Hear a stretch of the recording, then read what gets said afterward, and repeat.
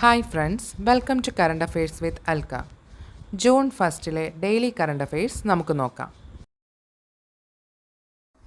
തുടർന്നും current affairs അപ്ഡേറ്റുകൾ ലഭിക്കുന്നതിനായും video കാണുന്നതിനായും എല്ലാവരും കറണ്ട് അഫെയർസ് അൽക്ക എന്ന ചാനൽ സബ്സ്ക്രൈബ് ചെയ്യുക. അതുപോലെ തന്നെ ഈ വീഡിയോ മറ്റുള്ളവരിലേക്ക് എത്തിക്കാൻ ഷെയർ ചെയ്യുക. Sky cast inauguration.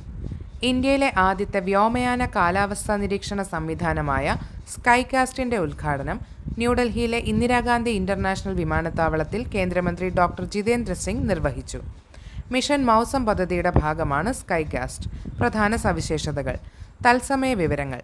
വിമാനത്താവളത്തിലെ മൂടൽമഞ്ഞ്, കാറ്റിൻ്റെ ഗതി, പ്രതികൂല കാലാവസ്ഥ എന്നിവയെക്കുറിച്ചുള്ള തത്സമയ വിവരങ്ങൾ പൈലറ്റുമാർക്ക് ലഭിക്കുന്നു. സുരക്ഷ. മോശം കാലാവസ്ഥ മൂലം വിമാനങ്ങൾ വഴിതിരിച്ചുവിടുന്നതും സർവീസുകൾ റദ്ദാക്കുന്നതും കുറയ്ക്കാൻ ഇത് സഹായിക്കും. സാങ്കേതികവിദ്യ. റഡാർ, വിൻഡ് പ്രൊഫൈലർ, ലിഡാർ, സീലോമീറ്റർ തുടങ്ങിയ നൂതന സാങ്കേതികവിദ്യകൾ ഉപയോഗിക്കുന്നുണ്ട്. ഇത്തരം സാങ്കേതികവിദ്യ വിന്യസിക്കുന്ന ലോകത്തിലെ 19ാമത്തെ രാജ്യമായി ഇന്ത്യ മാറി. 2026 IPL. 2026 IPL കിരീടം ബംഗളൂരു റോയൽ ചലഞ്ചേഴ്സിനാണ്. ഇവരുടെ തുടർച്ചയായ 2ാം കിരീടമാണിത്. ഫൈനലിൽ ഗുജറാത്ത് ടൈറ്റനെ 5 വിക്കറ്റുകൾക്ക് പരാജയപ്പെടുത്തി. ഫൈനലിലെ താരം വിരാട് കോഹ്ലി. 2026 IPL സീസണിൽ ഏറ്റവുമധികം റൺസ് നേടി ഓറഞ്ച് ക്യാപ്പിന് അർഹനായത് രാജസ്ഥാൻ റോയൽസിൻ്റെ വൈഭവ് സൂര്യവംശിയാണ്. 776 റൺസാണ് നേടിയത്. ഏറ്റവും കൂടുതൽ വിക്കറ്റുകൾ വീഴ്ത്തി പർപ്പിൾ ക്യാപ്പ് സ്വന്തമാക്കിയത് ഗുജറാത്ത് ടൈറ്റൻ്റെ കാഗിസോ റബാദയാണ്. 29 വിക്കറ്റുകളാണ് നേടിയത്. തുടർച്ചയായി 2 തവണ IPL കിരീടം നേടിയ ടീമുകൾ Chennai super Kings, Mumbai Indians, Bengaluru royal Challengers. Social media ban.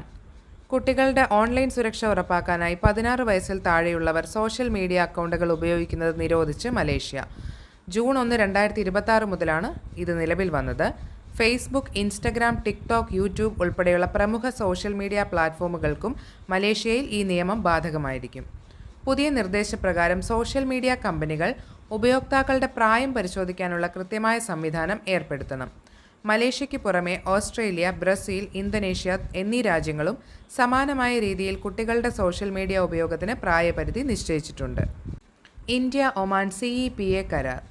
India Oman സമഗ്ര സാമ്പത്തിക പങ്കാളിത്ത കരാർ അഥവാ CEPA കരാർ ജൂൺ 1, 2026 മുതൽ പ്രാബല്യത്തിൽ വന്നു. 2025 ഡിസംബർ 18 ഇന്ത്യൻ പ്രധാനമന്ത്രി നരേന്ദ്രമോദിയും ഒമാൻ ഭരണാധികാരി സുൽത്താൻ ഹൈതം ബിൻ താരിഖും ചേർന്ന് മസ്കറ്റിൽ വെച്ചായിരുന്നു കരാർ ഒപ്പിട്ടത്. കരാറിൻ്റെ നേട്ടങ്ങൾ: ടെക്സ്റ്റൈൽസ്, ലെതർ, പ്ലാസ്റ്റിക്, സമുദ്രോൽപ്പന്നങ്ങൾ തുടങ്ങിയവയുടെ കയറ്റുമതിയിൽ ഒമാൻ വിപണിയിൽ പ്രത്യേക നികുതി ഇളവുകൾ. സുഗന്ധവ്യഞ്ജനങ്ങളും കയർ ഉൽപ്പന്നങ്ങളുമൊക്കെ ഒമാനിലേക്ക് കയറ്റി അയക്കാനും വിനോദസഞ്ചാര മേഖലയുടെ കൈമാറ്റത്തിനും കരാർ സഹായിക്കുന്നു. ഇന്ത്യയിൽ നിന്ന് ഒമാനിലേക്ക് കയറ്റുമതി ചെയ്യുന്ന ഭൂരിഭാഗം ഉൽപ്പന്നങ്ങൾക്കും കസ്റ്റംസ് തീരുവ പൂർണ്ണമായും ഒഴിവാക്കുകയോ കുറയ്ക്കുകയോ ചെയ്യും. Commander in chief of ANC.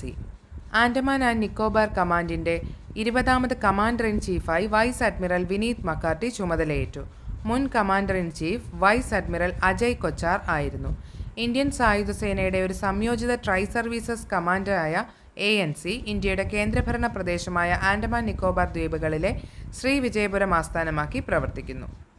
Chenab Beas river linking project. Himachal പ്രദേശിലെ ചെനാബ്, ബിയാസ് എന്നീ നദികളുടെ ലിങ്ക് ടണൽ പദ്ധതിക്ക് കേന്ദ്ര സർക്കാർ അംഗീകാരം നൽകി. ചെനാബ് തടത്തിൽ നിന്നുള്ള അധിക ജലം ബിയാസ് നദീതടത്തിലേക്ക് തിരിച്ചുവിടുന്നതിനുള്ള 8.7 കിലോമീറ്റർ ദൈർഘ്യമുള്ള ഒരു തുരങ്കം ഈ പദ്ധതിയിൽ ഉൾപ്പെടുന്നു.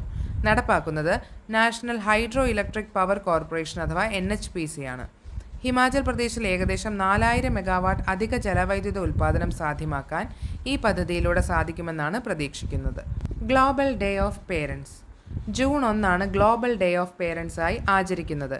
കുട്ടികളുടെ ജീവിതം രൂപപ്പെടുത്തുന്നതിൽ മാതാപിതാക്കൾ നൽകുന്ന നിസ്വാർത്ഥമായ സംഭാവനകളെയും ത്യാഗങ്ങളെയും ആദരിക്കുന്നതിനായി UN June 1 global day of പേരൻസായി ആചരിക്കുന്നു. 2026 ഗ്ലോബൽ ഡേ ഓഫ് പേരൻസിൻ്റെ തീം എന്നത് ടുഗദർ ഫോർ പേരൻസ് എന്നതാണ്. Thanks for watching.